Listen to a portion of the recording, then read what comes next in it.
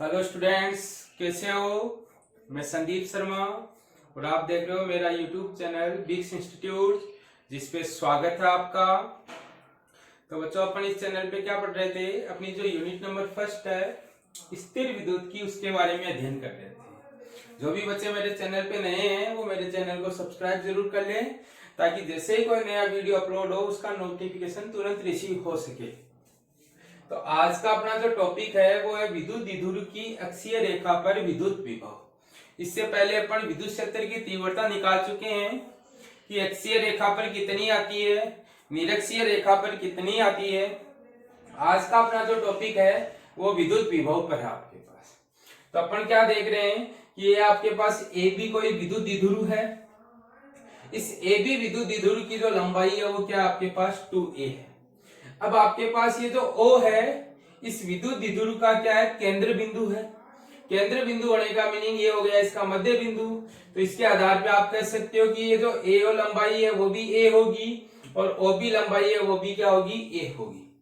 अब आपको इसके केंद्र से x दूरी पर एक कोई P बिंदु दिया गया है, जिसपे अपन को क्या करना है, विद्युत विभव की गणना करनी है। यानी कि आपको क्या करना है कि P बिंदु पे कितना विद्युत विभव आएगा इसकी गणना करनी है। और इसकी गणना करने के लिए आपने यहाँ क्या लिखा कि जो P बिंदु है उस पे विद्युत विभव कौन उत्पन्न करेगा, एक तो माइनस क्यू आवेश और दूसरा कौन करेगा, प्लस क्यू आवेश। तो आपने लिखा Vp बराबर हो जाएगा V plus plus V minus. अब बात करते हैं V प्लस क्या है। तो V प्लस आपका P बिंदु पर प्लस क्यू आवेश के कारण जो विद्युत विभव उत्पन्न होगा उसका मान है। अब अगर इसका मान या अपन इसका सूत्र लिखना चाहें तो अपन बिंदु आवेश का विद्युत विभव का सूत्र पढ़ गया है KQ अपॉन में R। तो यहाँ पे K आ गया, Q की जगह प्लस Q है तो अपन ने Q लिख दिया। और R की अगर बात करोगे तो इस चित्र में अगर देखें तो ये पूरी दूरी तो x है, ये इतनी दूरी a है। तो आप यहां से कह सकते हो ये वाली जो दूरी है यानी प्लस Q से P की जो दूरी है वो आपके पास निकल कर आ रही है x माइनस a। यानी ये वाली दूरी को आप लिख सकते हो x माइनस a आपके पास। तो यहाँ आपने r का मान रख दिया x माइनस a। इसी प्रकार v माइनस क्या है, बिंदु P पर इस माइनस q के कारण कितना विभव उत्पन्न होगा वो आपके पास है v माइनस। यहाँ पे भी अपन ये सूत्र लगाइए KQ अपॉन R, जहां K आपका ऐसा कैसा आ गया, Q की जगह इस बार माइनस Q है इसलिए अपन ने माइनस Q रख दिया। अब माइनस Q की जो दूरी है वो आपकी इस P की माइनस Q से दूरी आपके पास x प्लस है। कैसे आया, ये पूरी दूरी x है, ये वाली दूरी a है, तो आपके पास ये वाली जो दूरी है वो आ गई आपके पास x प्लस a। तो आपने यहाँ r की जगह क्या रख दिया, x प्लस a रख दिया। यानी आपने इस मान के लिए इसको अगर अपन समीकरण नंबर 1 दें, इसको आप समीकरण नंबर 2 दो और इसको समीकरण नंबर 3 दो, तो आप यहां से ये बोल सकते हो कि समीकरण 1 में समीकरण 2 व 3 से मान रखने पर, तो समीकरण 2 में तो आपका KQ upon x minus a है, समीकरण 3 में K minus Q upon x plus a है। यहां से अगर अपन देखें तो KQ तो कॉमन आ गया, दोनों का एलसीएम आ गया x माइनस a और x प्लस a आपके पास। अब x माइनस a से x minus a cancel out करेंगे तो बचेगा x प्लस a, तो यहाँ आ गया x प्लस a। यहाँ से x प्लस a से x प्लस a कैंसिल करेंगे तो आपके पास बचा x माइनस a। अब ये माइनस साइन है, ये प्लस साइन है, तो प्लस माइनस मिलके हो गया माइनस का, और यहाँ से आ गया x माइनस a। यहाँ से देखोगे तो इस x से ये x तो कट गया और ये a और ये प्लस का a मिलके हो गए 2a।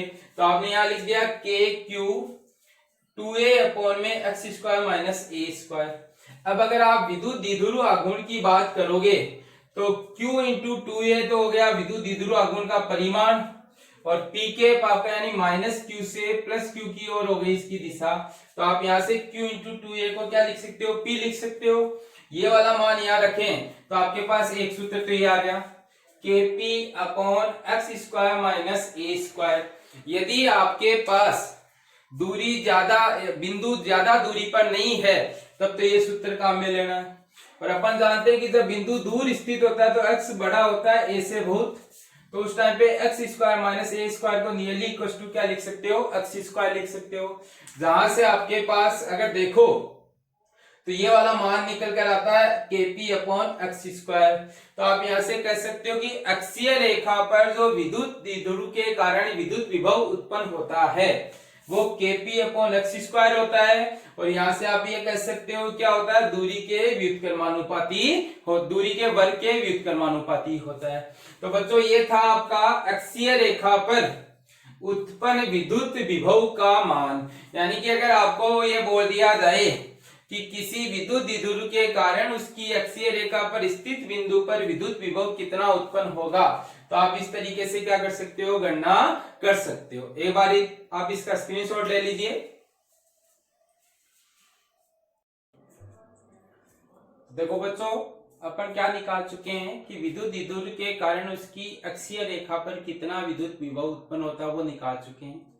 अब अपन देख रहे हैं कि विद्युत द्विध्रुव की निरक्षीय रेखा पर कितना विद्युत विभव उत्पन्न होगा वो देख रहे हैं। तो सबसे पहला काम आपका फिगर ड्रॉ करने का है।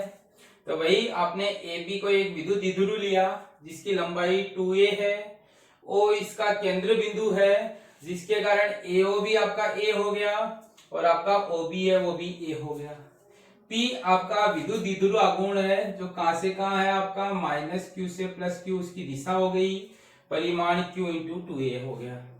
अब आपको क्या करना, निरक्षीय रेखा लेनी है। तो अपन पढ़ चुके हैं कि द्विध्रुव आघूर्ण के जो अक्षीय रेखा उसके लंबवत और केंद्र बिंदु से गुजरने वाली रेखा को कहते थे निरक्षीय रेखा।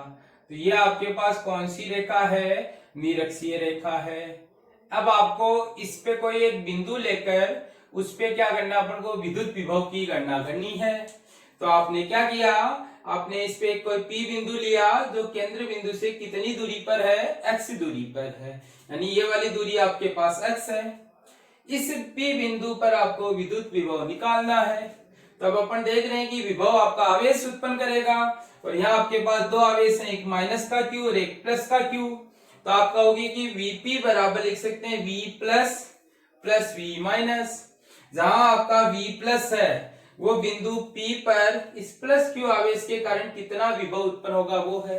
और अपन बिंदु आवेश के सूत्र से ये जानते हैं कि विभव होता है KQ/R और यहाँ आपका एक बिंदु आवेश है, तब आपके पास बिंदु आवेश का लिखा KQ। अब आपको ये दूरी चाहिए और ये दूरी कैसे निकालोगे, ये त्रिभुज है, इस त्रिभुज में ये x है और ये a है। तो आप कह सकते हो कि इस त्रिभुज में ये वाली जो दूरी है वो आपके पास x² प्लस a² का वर्गमूल आ जाएगा। क्योंकि ये आपका लंब है, ये आधार है, तो कर्ण हो गया आपका लंब का स्क्वायर प्लस आधार का स्क्वायर का अंडर रूट। तो आपने ये दूरी निकाल दी। तो इस r की जगह आपने ये वाला मान रख दिया और इसको समीकरण नंबर 2 दे दिया और आपने यहाँ बता दिया कि x² प्लस a² है वो बिंदु P की प्लस Q आवेश से दूरी है। ऐसे अगर देखोगे तो V माइनस है बिंदु P पर माइनस Q आवेश के कारण उत्पन्न विद्युत विभव। और इसी सूत्र से देखें तो K Q की जगह माइनस Q आ गया क्योंकि इस बार आपका आवेश कैसा है, ऋणात्मक, तो आपने माइनस Q रख दिया। दूसरा आप अगर देखोगे तो इस माइनस Q की इस P बिंदु से दूरी, तो ये वाली दूरी भी अगर इस त्रिभुज में निकालें तो आप कह सकते हो कि ये वाली दूरी भी आपके पास x² प्लस a² निकल कर आएगी। तो यहां से आप r का मान x² प्लस a² का अंडर रूट लिख सकते हो। अब आपके पास समीकरण 1 में जो मान चाहिए थे प्लस का और माइनस का, वो दोनों मान समीकरण 2 और 3 में आ गए। 2 और 3 से समीकरण 1 में मान रखते हैं तो ये बनता है। इसमें KQ upon x² plus a² का अंडर रूट कॉमन आ रहा है, तो यहाँ पे 1 बच गया, ये प्लस माइनस हो गया माइनस का और ये 1 बच गया, ये 1 माइनस 1 कितना हो गया, 0। तो आप कह सकते हो Vp बराबर कितना निकल कर आया, 0 निकल कर आया। यानी आप कह सकते हो V निरक्षीय तो 0 होता है। यहीं अगर आपको मैं ये पूछ लूं E निरक्षीय, तो आप लिखोगे कि E निरक्षीय है वो नॉट इक्वल टू 0 होता है। तो ये लाइन याद रखनी है आपको कि अगर आपका विद्युत द्विध्रुव लिया जाए, विद्युत द्विध्रुव की निरक्षीय रेखा पर